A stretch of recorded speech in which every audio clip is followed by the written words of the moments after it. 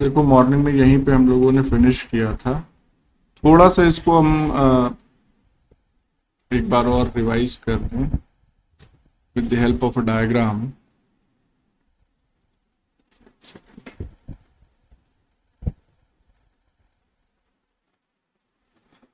तो जैसे बेसिकली हो क्या रहा था कि एमसीडी के कॉम्प्लेक्स जो है उसकी एक्टिविटी का जो रेगुलेशन है, स्पेशली एस बॉम्बे में हम लोगों ने देखा था, वही V1 वाला जो एक डायग्राम हमने ऑलरेडी शेयर किया था, लेकिन एक बार और जो स्पेसिफिक रेसिड्यूज थे जो फॉस्फोराइलेट हो रहे थे, इनहिबिटरी और एक्टिवेटिंग रेसिड्यूज, उसको अगर यहाँ पे सिंपली ड्रॉ करके थोड़ा सा हम लोग देख लें तो एक रिवीजन टाइप का है। जैसे मान लो ये है माइटोटिक साइक्लिन या एम साइक्लिन इसको कह दिया हमने, तो एक यहाँ बना दे रहे हैं। Second one is this this this, और इस साइक्लिन से एसोसिएटेड है सीडीके। तो यहाँ पे भी हो गया, यहाँ पे भी है।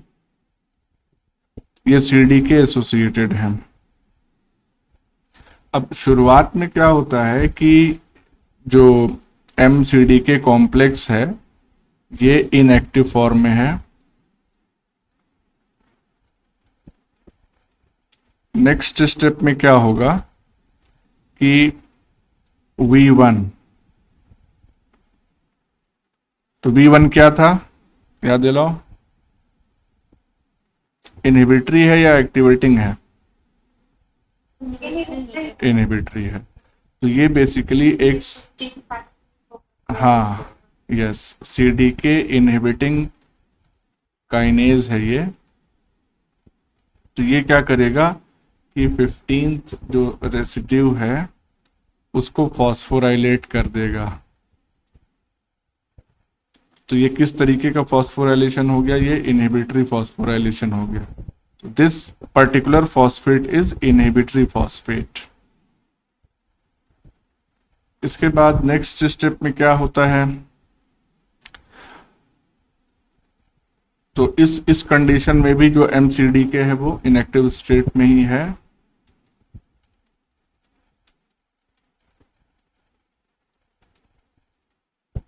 अब आता है सी ए के। ये क्या है? बेसिकली सीडी के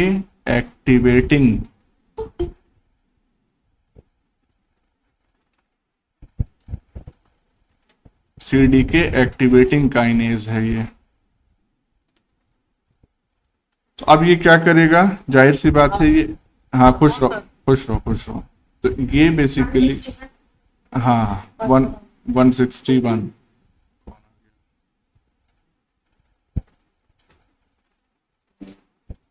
तो इसको हम लोग अगर दूसरे कलर से यहाँ पे रिप्रेजेंट कर दें तो यहाँ पे जो फॉस्फोराइलेशन हो रहा है ये हो रहा है 161 पे। तो ये हो गया हमारा एक्टिवेटिंग फॉस्फेट,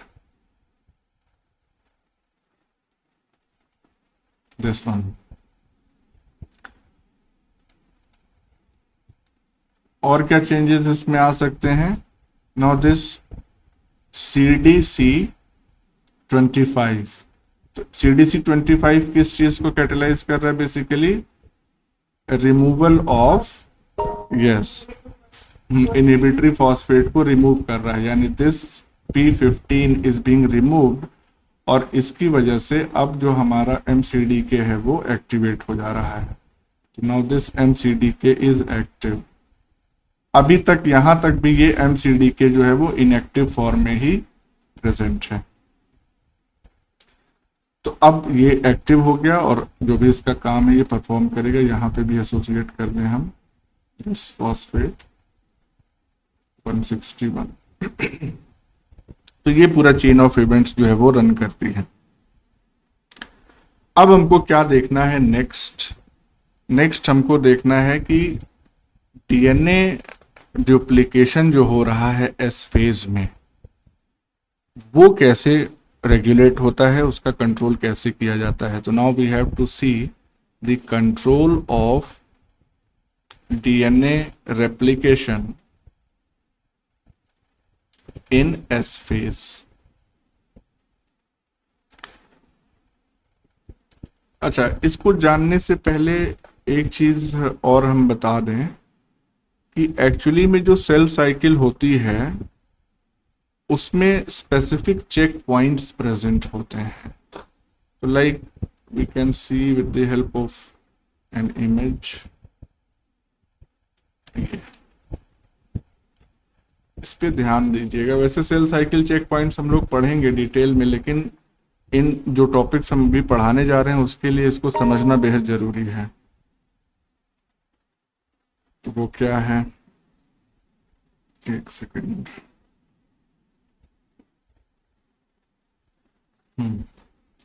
अब आप यहाँ पे इस इमेज में देख सकते हैं कि बेसिकली जो यहाँ पे हम अगर मेंशन कर दें सेल साइकिल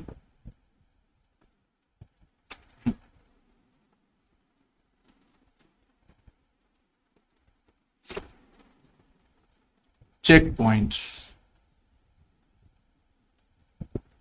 मतलब ये ऐसे पॉइंट्स हैं जहां पे सेल एक्चुअली ये पता लगाती है कि क्या अगली फेज में या अगले स्टेज ऑफ सेल साइकिल में जाने के लिए सेल तैयार है, हमारी तैयारी पूरी है या नहीं है। और अगर नहीं है तो उसी पर्टिकुलर चेक पॉइंट पे सेल साइकिल को हॉल्ट कर दिया जाएगा, रोक दिया जाएगा फॉर अ टाइम बीइंग, ताकि जब वो चेक पॉइंट्स की मिनिमम रिक्वायरमेंट्स पूरी हो जाएं तब सेल को अगले स्टेज में भेजा जाए सेल साइकिल की। जैसे नाकेबंदी होती है शहर के बाहर, पुलिस के भी चेक पॉइंट्स होते हैं, तो उसमें पुलिस यही चेक करती है कि भाई कोई अपराधी या इस तरह का ना जा रहा हो कहीं। गाड़ियां रोकी जाती हैं, उनके कागज पत्तर सब जांचे जाते हैं, आईडी वाईडी देखी जाती है। अगर सब कुछ सही रहता है तो उनको अंदर एंट्री अलाउ की जाती है, नहीं तो फिर वहीं पकड़ लिया जाता है। कई लोगों के पास कहते हैं साहब लाइसेंस नहीं है, घर पे छूट गया, तो कहते हैं मंगाओ। जब मंगा के दिखाएंगे तब तक तो वहीं रोके रहेंगे उसको।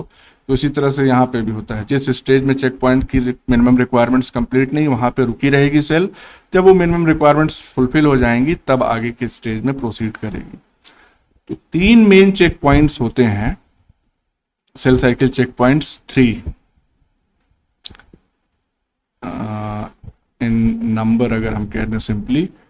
पहला जो चेक पॉइंट होता है वो होता है at the start of the cell cycle, और यहाँ पे आप इसकी बिल्कुल एग्जैक्ट पोजीशन देख रहे हैं जब G1 से S फेज में सेल एंटर करने के लिए तैयार है।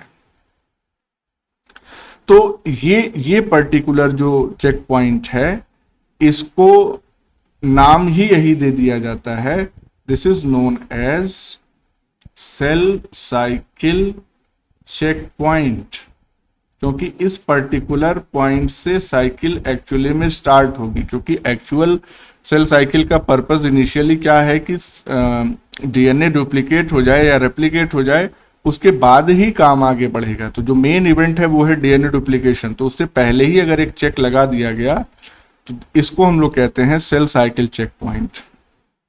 इसके बाद अगर सारी मिनिमम रिक्वायरमेंट्स जो एनवायरनमेंट वगैरह है वो फेवरेबल है, सब कुछ ठीक है, तो सेल जो है G1 से S फेज में एंटर कर जाएगी। डीएनए का रेप्लिकेशन होगा, G2 में भी एंटर करा दिया जाएगा सेल को, कोई दिक्कत नहीं है। लेकिन अब जब M फेज में जाना होता है सेल को, यानी माइटोसिस में जब एंटर करेगी, तो फिर से एक चेक पॉइंट, फिर से एक बैरियर यहाँ पे लगा हुआ है।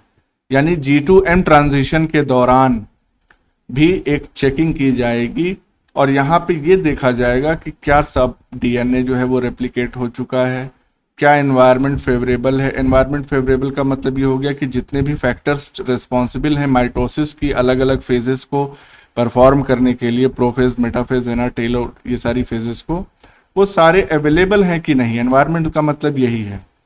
तो अगर ये सब कुछ अवेलेबल हो जाएगा तो फिर G2M ट्रांजिशन होगा, यानी इस G2 फेज से M फेज में सेल साइकिल प्रोसीड करेगी। इस पर्टिकुलर चेक पॉइंट को हम लोग कहते हैं डीएनए डैमेज चेक पॉइंट। तो यहाँ पे सब कुछ चेक किया जाएगा, जो डीएनए है वो फुली रेप्लिकेट किया कि नहीं, रेप्लिकेट किया तो उसमें किसी तरह का डैमेज तो नहीं है। तो इसी वजह से, चूंकि मेन कंसर्न हमारा यही है कि जो सेल्स बन रही हैं डॉटर सेल्स, उसके पास प्रॉपर कॉपी ऑफ डीएनए पहुंचे। ये दूसरा चेक पॉइंट। तीसरा चेक पॉइंट होता है जब एम फेज कंप्लीट होने वाली होती है, यानी कि एक्चुअली इसको एग्जैक्ट इसकी हम पोजीशन बताएं तो मेटाफेज से एनाफेज में जब ट्रांजिशन हो रहा है, जो यहाँ पे लिखा हुआ है मेटाफेज टू एनाफेज ट्रांजिशन जब हो रहा होता है, तो उस समय भी एक बार ये चेक किया जाता है कि अब जो डिवीजन हुआ है डीएनए का इन द फॉर्म ऑफ क्रोमोसोम्स, वो प्रॉपर हुआ है कि नहीं। क्योंकि इसके बाद अगले स्टेप क्या होगी, साइटोकाइनेसिस, यानी after telophase of course, telophase के बाद साइटोकाइनेसिस होगी। तो वहां पे किसी तरह का अनइक्वल डिस्ट्रीब्यूशन क्रोमोसोम्स का डॉटर सेल्स में ना हो, इसलिए यहाँ पे भी एक चेक पॉइंट यहाँ पे प्रेजेंट रहता है। और इस पर्टिकुलर चेक पॉइंट को हम लोग कहते हैं स्पिंडल असेंबली चेक पॉइंट। क्योंकि क्रोमोसोम्स का प्रॉपर सेग्रीगेशन तभी होगा जब सेल के दोनों पोल्स पे जो स्पिंडल्स हैं वो प्रॉपरली बने हैं, और इससे ये जो क्रोमोसोम्स हैं ये प्रॉपरली अटैच्ड है। तो जब ये अटैचमेंट हो जाता है तो सेल को अगली फेज में ट्रांजिट करने की परमिशन मिल जाती है। तो ये एक आइडिया ओवरव्यू आप दिमाग में रखिएगा, क्योंकि अभी जो हम बताने जा रहे हैं उसमें ये चीजें काम आएंगी। तो पहला चेक पॉइंट है G2S ट्रांजिशन, इसको सेल साइकिल चेक पॉइंट कह रहे हैं। दूसरा चेक पॉइंट है G2M ट्रांजिशन, जिसको डीएनए डैमेज चेक पॉइंट कह रहे हैं। और तीसरा है मेटाफेज टू एनाफेज ट्रांजिशन, जिसको हम लोग स्पिंडल असेंबली चेक पॉइंट कह रहे हैं। चलिए वापस आते हैं जरा टॉपिक पे। सर हाँ जी। सर तो ये जो स्पिंडल फाइबर को जो चेक करने वाला चेक पॉइंट था, तो ये रिस्पॉन्सिबल है जो नॉन डिजंक्शन हो जाता है, जैसे बर्फस क्रोमोसोम का हो गया, हाँ तब एक साथ चले जाते हैं, बेस किसी में एक भी हो जाती। बिल्कुल, नॉन डिसजंक्शन जो क्रोमोसोम हो रहा है उसमें इस चेक पॉइंट में अगर कोई गड़बड़ी आ गई तो इसका मतलब कि जो प्रॉपर डिस्ट्रीब्यूशन होना चाहिए इस पर्टिकुलर क्रोमोसोम का वो नहीं हो पा रहा। और एक्चुअली ये स्पिंडल असेंबली चेक पॉइंट ये तो हमने बता दिया, अगर हम सिंपल माइटोसिस की बात कर रहे हैं। मियोसिस में अगर ये spindle assembly checkpoint disturb हो रही है तो उस केस में ही नॉन डिसजंक्शन क्रोमोसोम्स का होगा। क्योंकि जैसे सिंड्रोम का एग्जांपल है, डाउन सिंड्रोम वगैरह है, 21st की ट्राइसोमी है, तो उसमें क्या होगा, होमोलोगस पेयर जो है वो प्रॉपरली सेपरेट नहीं हो पाएंगे। जैसे मान लो कि ये एक क्रोमोसोम है और ये दूसरा क्रोमोसोम है, इसका होमोलॉग जो है, तो अगर ये दोनों के दोनों किसी एक डायरेक्शन में चले गए, ये दोनों के दोनों, तो इसका मतलब कि अब इस पर्टिकुलर ऊपर वाली सेल से जो गैमेट बनेगा उसमें एक एक्स्ट्रा कॉपी होगी इसकी, नीचे वाली सेल में 21st का कोई क्रोमोसोम ही नहीं होगा। तो वो अगर फर्टिलाइज भी करता है वो पर्टिकुलर एग, तो वो सरवाइव नहीं करेगा साइगोट। लेकिन यहाँ पे सर्वाइवल हो जाता है और फिर बहुत सारी एनोमलीज हमको देखने के लिए मिलती है। डाउन सिंड्रोम इसका एक एग्जाम्पल है, कॉमन एग्जाम्पल। जितने भी सिंड्रोम है, क्राइडोचैट सिंड्रोम है, पटाउ सिंड्रोम है, एडवर्ड सिंड्रोम है, ये सारे क्रोमोसोम्स की एनोमली की वजह से ही होते हैं। तो तुमने सही कहा कि स्पिंडल असेंबली चेक पॉइंट जो है ये अगर गड़बड़ हुआ तो इस कंडीशन में ही नॉन डिसजंक्शन होता है क्रोमोसोम्स का। तो अब आते हैं हम लोग control of DNA replication in S phase में। तो इसमें बेसिकली होता क्या है, इसको समझने के लिए हमको एक डायग्राम की ज़रूरत है और वो बहुत इम्पॉर्टेंट है। देखें अगर इसमें फुल फॉर्म में बन जाता है तो ठीक है। एक्चुअली में ये यहाँ पे ऐसे नहीं बन पाएगा, तो यहाँ पे एक पेज हम और ऐड कर रहे हैं। Let me add one, copy page आ रहा है। अच्छा यहाँ पे ठीक, यस, ये ऐड हो गया एक पेज और। अब इसमें देखिए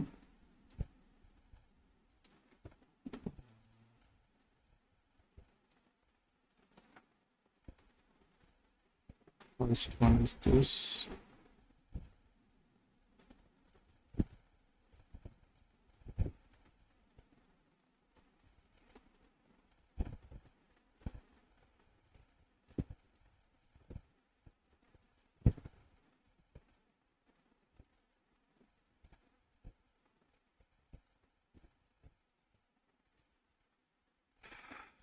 अब इसमें ध्यान से थोड़ा सा समझना है कि आखिर एस फेज में डीएनए का जो रेप्लिकेशन हो रहा है उसको कंट्रोल कैसे किया जाता है। तो पहले हम लोग समझेंगे, फिर पॉइंट्स इसके देखेंगे। ये हमारा डीएनए इनिशियली अभी रेप्लिकेट नहीं किया, इसको रेप्लिकेट करना है। तो इस डीएनए से ये एक पर्टिकुलर कॉम्प्लेक्स ऑफ प्रोटीन्स ये बाइंड करता है, जिसको हम कहते हैं ओरिजिन रिकॉग्निशन कॉम्प्लेक्स। तो जाहिर सी बात है डीएनए का जो रेप्लिकेशन होता है वो कब किस पर्टिकुलर पॉइंट से शुरू होता है? ओरिजिन से। तो ओरिजिन ऑफ रेप्लिकेशन या ओरी साइट को हम क्या कहते हैं? सिंपली ओरी भी कह देते हैं या इसको ओरिजिन ऑफ रेप्लिकेशन भी कह देते हैं। तो इस पर्टिकुलर साइट पे ये कॉम्प्लेक्स जो है वो बाइंड करता है। और इनफैक्ट ये जो ओआरसी है ये पूरी सेल साइकिल के दौरान ओरी से या ओरिजिन ऑफ रेप्लिकेशन से अटैच्ड रहता है। ये बात ध्यान रखनी है कि इट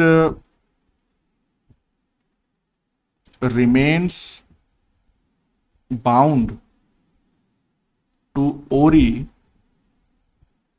throughout cell cycle। चलो इतनी बात हमको समझ में आ गई कि हमेशा जब भी हम देखेंगे डीएनए को तो ये ओआरसी या ओरिजिन रिकॉग्निशन कॉम्प्लेक्स जो है वो हमेशा अटैच्ड ही मिलेगा हमको। इसके अलावा इससे एक और ये CDC6 नाम की प्रोटीन जो है वो एसोसिएटेड है। CDC6 एक्चुअली में कब एसोसिएट होती है? ये एसोसिएट होती है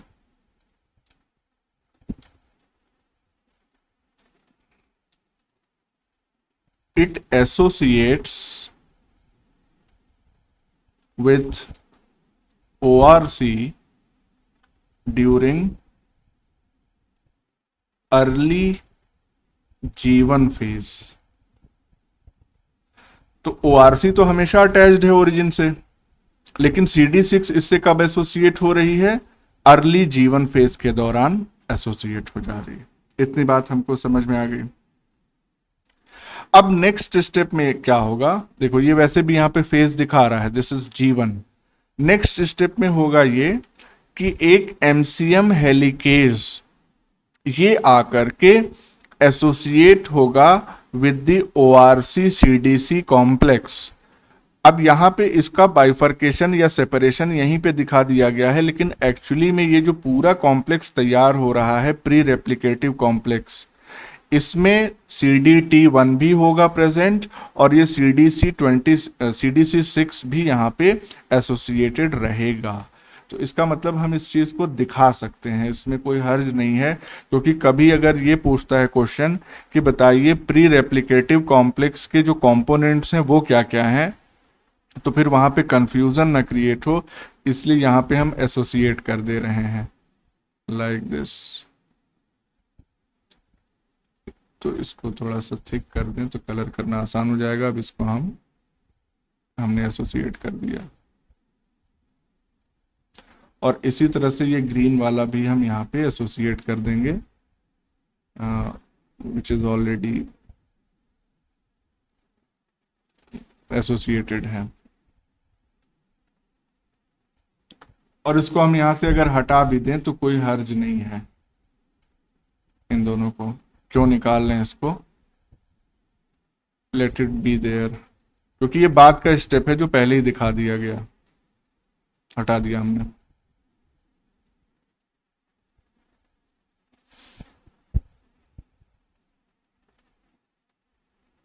अब देखिए यहाँ पे फिर से सुनिए, ORC पहले से ही बाइंड है डीएनए के ओरिजिन ऑफ रेप्लिकेशन पे।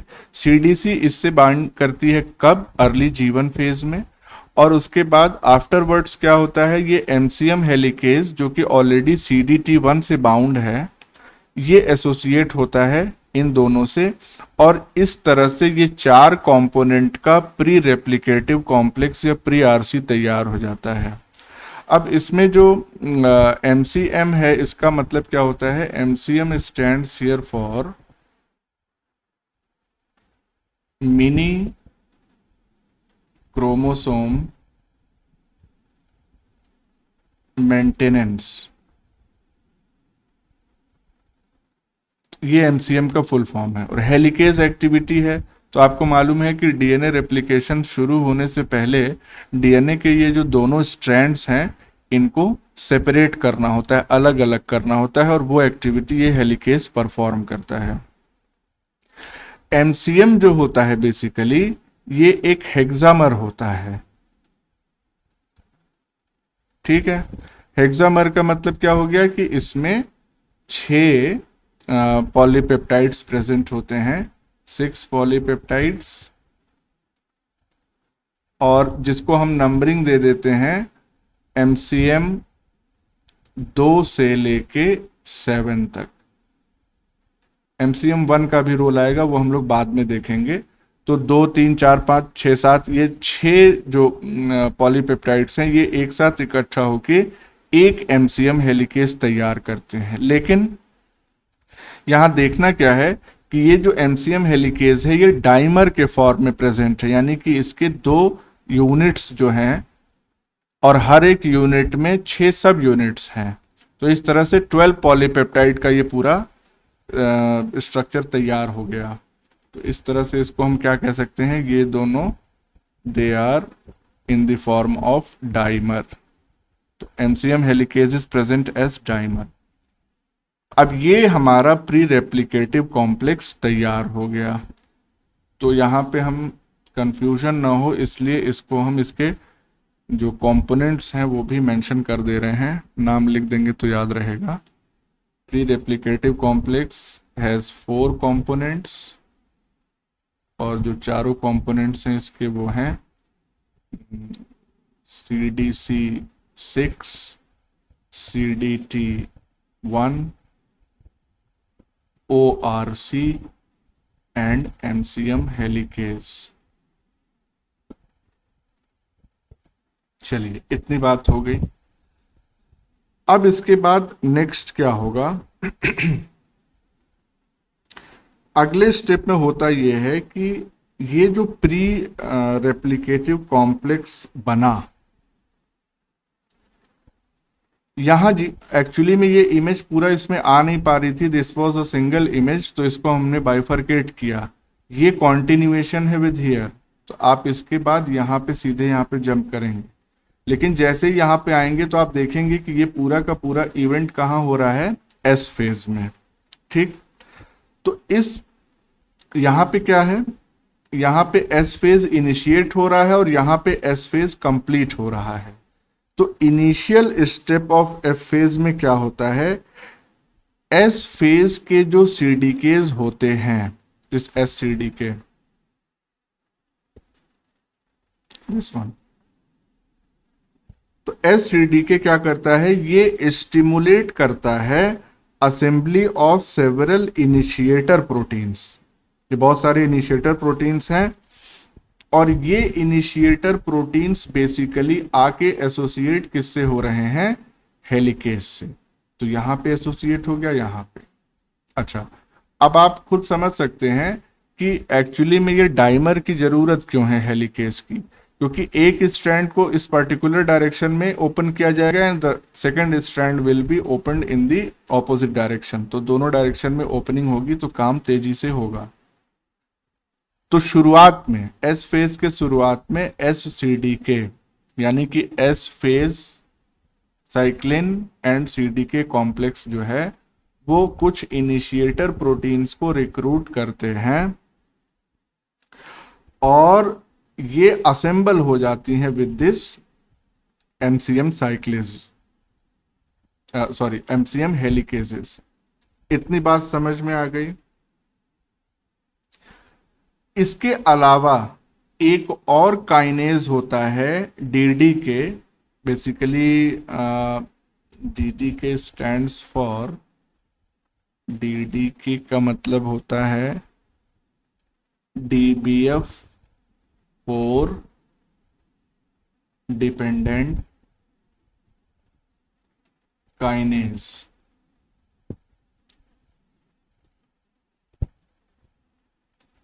और ये DBF4 क्या है? What is this DBF4? DBF4 जो होता है इसको हम कहते हैं डम्बेल फॉर्मर 4। अब ये बेसिकली एक प्रोटीन है, डम्बेल फॉर्मर 4 प्रोटीन। और प्रोटीन का भी बेसिकली क्या स्ट्रक्चर है? जिंक फिंगर मोटिफ,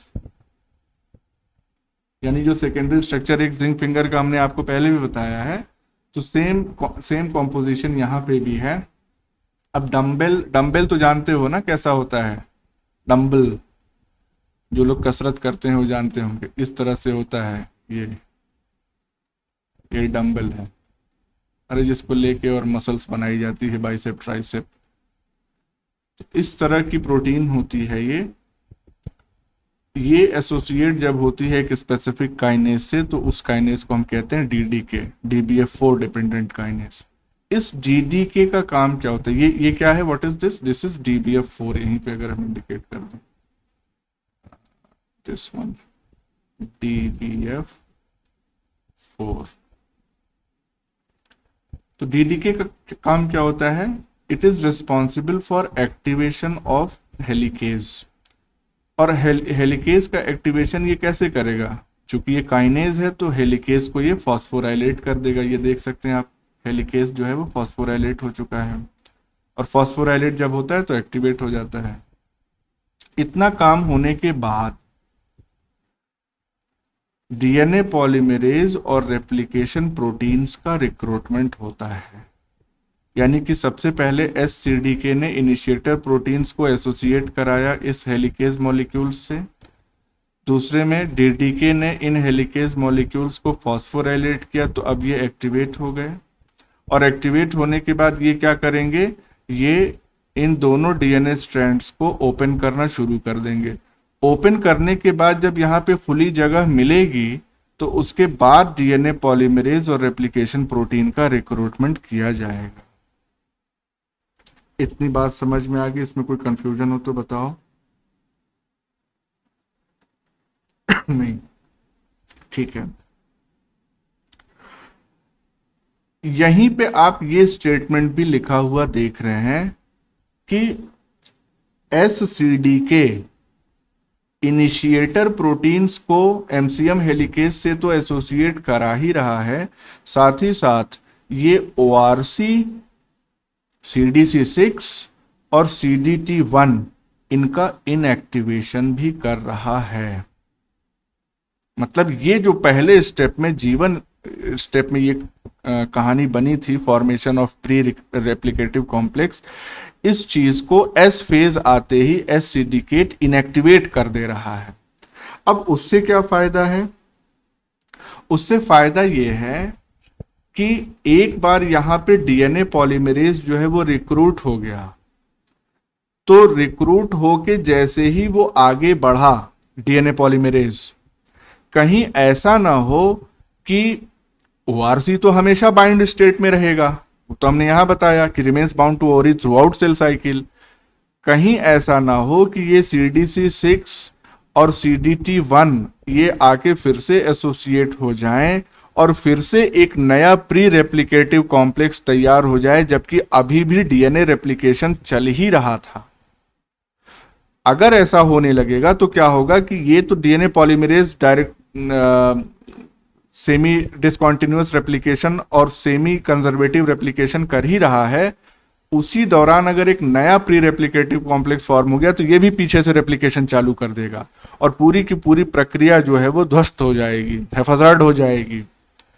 तो जब तक DNA का रेप्लिकेशन एक बार इनिशिएट होने के बाद पूरा कंप्लीट नहीं हो जाएगा, तब तक CDC6, CDT1, ORC इनको एक्टिवेट नहीं होना है। और उस चीज की जिम्मेदारी भी SCDK और इसके साथ कुछ और मैकेनिज्म्स होती हैं जिसका हमको यहां जिक्र नहीं करना है, मेन जो रोल है वो SCDK का है। तो ये इस चीज को भी इंश्योर करता है कि each origin is activated only once in each cell cycle. अब इसमें कोई कंफ्यूजन हो तो बताओ। नहीं, इतना तो समझ में आ गया ना सभी लोगों को। अब इसमें एक पॉइंट और हम यहाँ पे बता देते हैं। What is this CDC6? तो आप जान रहे हैं, कंट्रोल ऑफ क्या, सेल डिवीजन कंट्रोल। हाँ, सेल डिवीजन कंट्रोल है। क्या बेटा? CDT1 के बारे में हम अगर यहाँ पे स्पेसिफिकली मेंशन कर दें, CDT1, तो CDT1 जो होता है वो बेसिकली एक इसको कहते हैं chromatin licensing and DNA replication factor 1, CDT1। तो ये है क्या बेसिकली? तो it acts as a licensing factor that functions to limit DNA from replicating more than once पर सेल साइकिल। अब देखिए, यहां पे सवाल पूछने में थोड़ा सा ट्रिक हो सकता है। हमने क्या कहा कि ये जो CDT1 है ये एक्चुअली एक लाइसेंसिंग फैक्टर की तरह एक्ट करता है, जो कि DNA का रेप्लिकेशन एक से ज्यादा बार नहीं होने देता है इन ईच सेल साइकिल। लेकिन एक्चुअली में कब ये नहीं होने देगा? जब इसको इनएक्टिवेट स्टेट में रखा जाएगा बाई SCDK। अगर SCDK अपना काम सही से नहीं परफॉर्म करेगी और ये इसको इनएक्टिवेट नहीं करेगी, तो उस कंडीशन में CDT1 तो अपना काम परफॉर्म कर देगा, वो फिर से एक प्री रेप्लिकेटिव कॉम्प्लेक्स को रिक्रूट कर देगा और काम फिर गड़बड़ हो जाएगा। तो CDT1 डायरेक्टली रिस्पॉन्सिबल है और SCDK1 भी in close association with CDT1 equally responsible है for the replication of this DNA only once per cell cycle। तो एक चीज ये होगी। फाइनल जो इसकी थर्ड इमेज है वो भी शेयर कर दें, तो इसमें कुछ बहुत ऐसा है नहीं। दिस वन, यहाँ पे G2 फेज में क्या होगा कि G2 फेज आते आते जो DNA रेप्लिकेशन है उसका कंप्लीशन हो चुका है, यानी कि now we have this yellow वाले जो है वो पेरेंट के स्ट्रैंड्स हैं और रेड वाले जो न्यूली फॉर्म्ड स्ट्रैंड्स हैं। यहाँ पे आप देख सकते हैं ये रेड वाले नए बन रहे हैं। एंड दिस ये जो ग्रीन वन दिखाया जा रहा है ये क्या है? This is DNA polymerase. ठीक है, तो इन स्टेप्स को अगर हम यहाँ पे समझ में आ गया ना, कोई कंफ्यूजन तो नहीं है इसमें पूरे?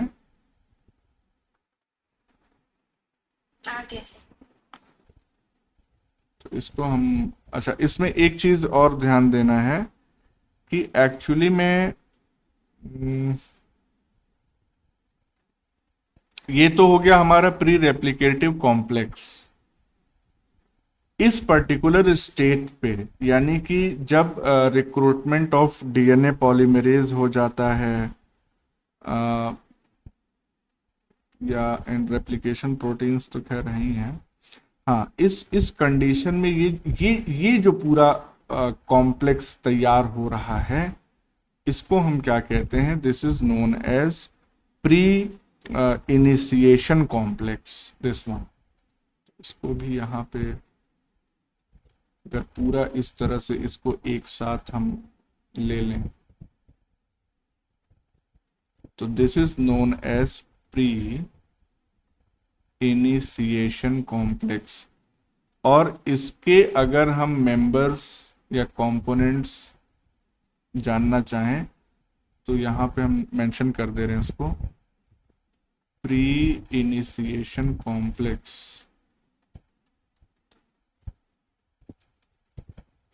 इसके जो कंपोनेंट्स हैं,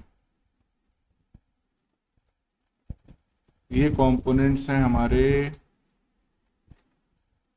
सबसे पहला तो प्री आरसी यानी कि प्री रेप्लिकेटिव कॉम्प्लेक्स ही इसका एक कंपोनेंट है, plus DDK DBF4 dependent kinase, plus SCDK plus replicative proteins या रेप्लिकेशन प्रोटीन्स, और DNA पॉलीमरेज को भी इसका हम एक्चुअली में DNA पॉलीमरेज ना ऐड करें तो ही ठीक है, क्योंकि इनिशिएशन जब होगा तो वहाँ पे एक RNA प्राइमेज की ज़रूरत पड़ेगी। तो इतने कंपोनेंट्स जो होते हैं वो प्री इनिशिएशन कॉम्प्लेक्स फॉर्म करते हैं। ये वाला तो खैर हमने बता ही दिया था। तो अगर इसके पॉइंट्स हम सिक्वेंशली मेंशन कर दें यहाँ पे, क्योंकि बिना पॉइंट्स के तो बहुत मुश्किल लग रहा है, या हो जाएगा, समझ में आ गया है? बोलो, सर मेंशन कर लिख दें? भूल जाएंगे पर इतना ज्यादा है। हाँ ज़्यादा है, ठीक ठीक, कोई बात नहीं। चलो पॉइंट्स नोट कर देते हैं, नहीं तो होगा। तो इसमें होता क्या है, पहले स्टेप में क्या होगा कि द रेप्लिकेशन ओरिजिन जिसको हम क्या कह रहे थे, ओरी, हाँ ओरी इज बाउंड टू, या बाउंड टू नहीं, बाउंड बाई, क्योंकि इससे आके वो जुड़ रहा है ना, ये नहीं जा रहा है कहीं जुड़ने किसी से, इज बाउंड बाई, अब शॉर्ट फॉर्म में ही लिखेंगे, बाकी तो वहाँ इमेज में हमने लिख दिया है, is bound by ORC throughout the cell cycle. तो पहला स्टेप हमने ये देख लिया कि, और ये क्या कहते हैं इसको, ORC जो है कॉम्प्लेक्स, ओरिजिन रिकॉग्निशन कॉम्प्लेक्स जो है वो throughout the cell cycle ये जुड़ा रहेगा। नेक्स्ट स्टेप में क्या होगा कि in early G1 phase CDC6, देखो यहाँ पे कैपिटल लिखना भूल गए हम, क्योंकि प्रोटीन है ना, तो CDC6 associates with the ORC, कितना हो गया, ORC plus CDC6 now bind to MCM helicase plus CDT1। तो ये दोनों जो है अब जाएंगे MCM हेलिकेज और CDT1 से बाइंड करेंगे। अब इसकी इंडिविजुअल डिटेल्स, इंडिविजुअल नाम हम नहीं लिखेंगे, हम ऑलरेडी ये सब बता चुके हैं, MCM का क्या है, CDT1 का क्या है। इसके बाद क्या होगा कि जो ORC और CDC6 हैं, CDC6 recruit the 2 copies of MCM helicase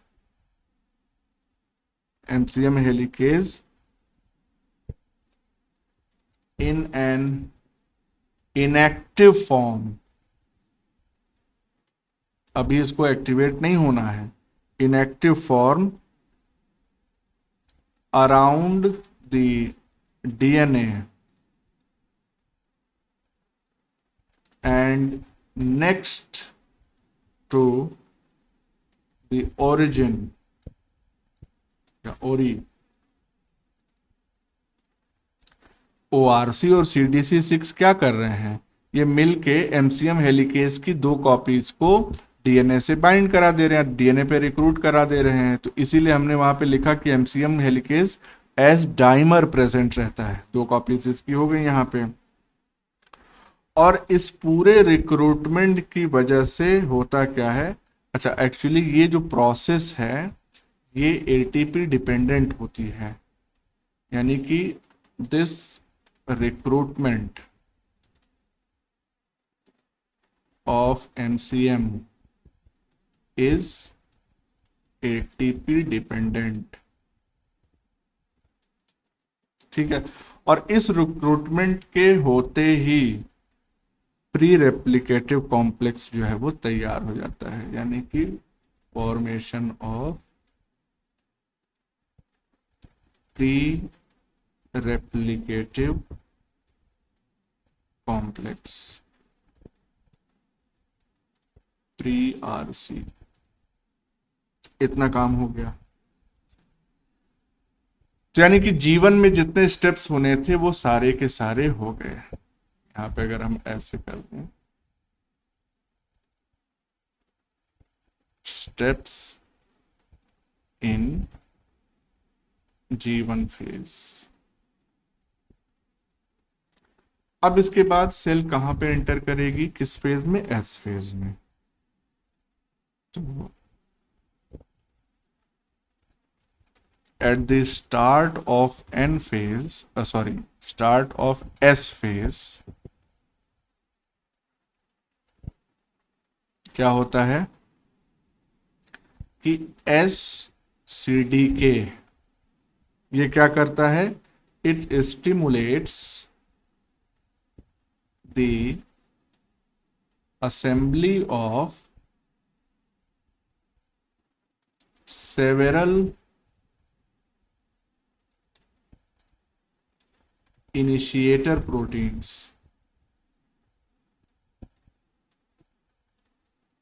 जो कि डायग्राम में हमने देखा था. ऑन ईच DNA हेलिकेज, यानी वही MCM की बात कर रहे हैं हम. DNA helicase. एक काम तो ये होता है. दूसरा काम क्या होता है कि another protein kinase known as DDK phosphorylates. ये क्या, किसको फॉस्फोराइलेट करता है? MCM हेलिकेज को. तो फॉस्फोराइलेट्स MCM हेलिकेज. और इस फॉस्फोराइलेशन की वजह से क्या होता है कि MCM helicase making it active हो जाता है. और जब एक्टिव हो जाता है यानी कि एक्टिवेटेड MCM हेलिकेज अब क्या करेगा? Unwinds the DNA double strand. इसको अब खोलना शुरू कर देगा. इतना काम हो गया. इसके बाद अगले स्टेप में क्या होता है? नेक्स्ट स्टेप में होता ये है कि next DNA polymerase and other replication proteins are recruited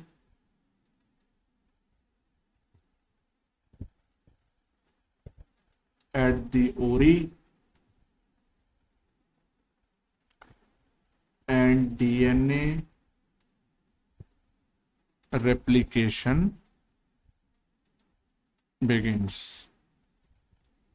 तो डीएनए रेप्लिकेशन स्टार्ट हो जाता है। अच्छा, अगर यहाँ पे डीएनए पॉलीमरेज और दूसरे रेप्लिकेशन प्रोटीन्स रिक्रूट कर दिए जा रहे हैं ओरी पे, तो जाहिर सी बात है ओरी पे पहले से कौन वहां पे बैठा हुआ था? ORC, very good. तो क्या होगा? तो होता ये है कि अच्छा, ये जो पूरा तैयार हुआ है ना, ये डीएनए पॉलीमरेज और बाकी रेप्लिकेशन प्रोटीन्स, इन सबको हम क्या कहते हैं? रेप्लिकेशन मशीनरी कहते हैं। तो ये समझ लीजिएगा। तो रेप्लिकेशन मशीनरी जैसे ही ओरी पे बाइंड करती है, जो ORC है वो डिस्प्लेस कर दिया जाता है फॉर अ टाइम बीइंग। यानी कि दिस रेप्लिकेशन मशीनरी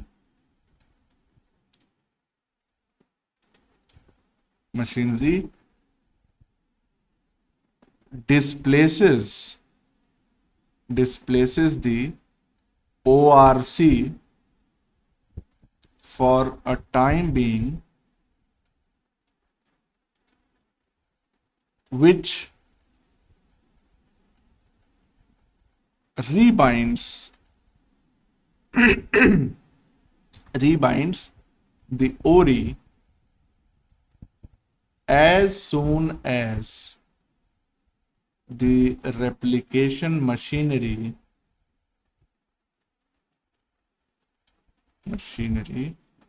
moves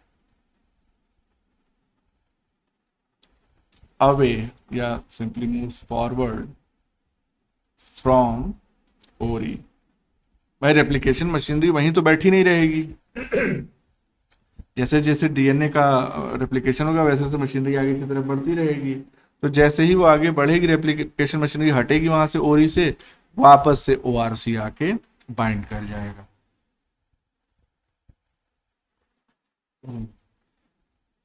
तो एक चीज ये हो गई। लास्ट पॉइंट क्या बचा जो कि बहुत इंपॉर्टेंट है, नोट करके इसको हम लिख दे रहे हैं यहाँ पे, कि SCDK यानी कि एस फेज साइक्लिन और CDK कॉम्प्लेक्स जो है वो और क्या करता है? It also inactivates the pre-RC components। कौन कौन से कंपोनेंट्स हैं जिनको इनएक्टिवेट करता है ये? ORC को, CDC6 को और CDT1 को, इनको भी इनएक्टिवेट करता है। इससे होता क्या है कि दिस इनएक्टिवेशन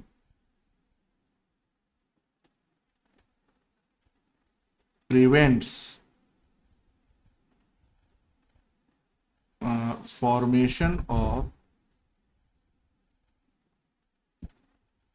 new pre-RCs। मतलब अगर नहीं इनएक्टिवेट होता तो कई सारे pre-RC बनते रहते लगातार, तो उनके फॉर्मेशन को प्रिवेंट करता है। कहाँ पे? एट द ओरी। और इससे क्या होता है? It ensures, या इसको हम कंप्लीट कर देंगे, इस सेंटेंस को कंप्लीट करना पड़ेगा। एट द ओरी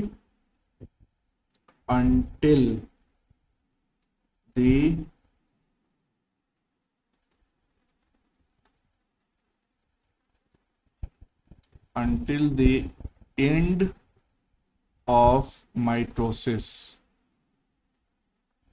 और इससे फायदा क्या होता है? it ensures that each origin is activated only once in each cell cycle.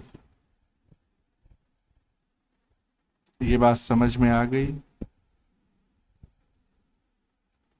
कोई दिक्कत तो नहीं है? नहीं। अब यहाँ पे एक पॉइंट हमको और ऐड करना है, कहाँ पे? जहाँ पे हमने CDT1 की बात की थी, दिस वन CDT1। तो हमने बताया कि लाइसेंसिंग फैक्टर की तरह ऐड कर रहा है। लाइसेंसिंग फैक्टर का मतलब क्या है कि प्री रेप्लिकेटिव कॉम्प्लेक्स को ये कह रहा है कि हाँ भैया चलो आगे की कार्रवाई जो है वो शुरू करो, उसको अलाउ कर रहा है। तो CDT1 तो लाइसेंसिंग फैक्टर की तरह एक्ट करता ही है, इसके साथ साथ यानी कि along with CDT1 जो MCM प्रोटीन है, MCM helicase also acts as licensing factor. इस टर्म से क्वेश्चन पूछे जाते हैं, इसलिए इसको हमने बता दिया, तो ये पॉइंट भी ध्यान रखिएगा। तो CDT1 और MCM हेलिकेज दोनों रिस्पॉन्सिबल हैं प्री रेप्लिकेटिव कॉम्प्लेक्स के आगे वाले स्टेप करवाने के लिए, यानी DNA रेप्लिकेशन को फॉरवर्ड डायरेक्शन में प्रोसीड कराने के लिए।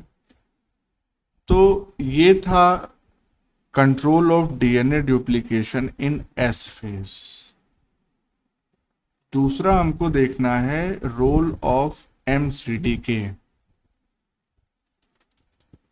Role of MCDK।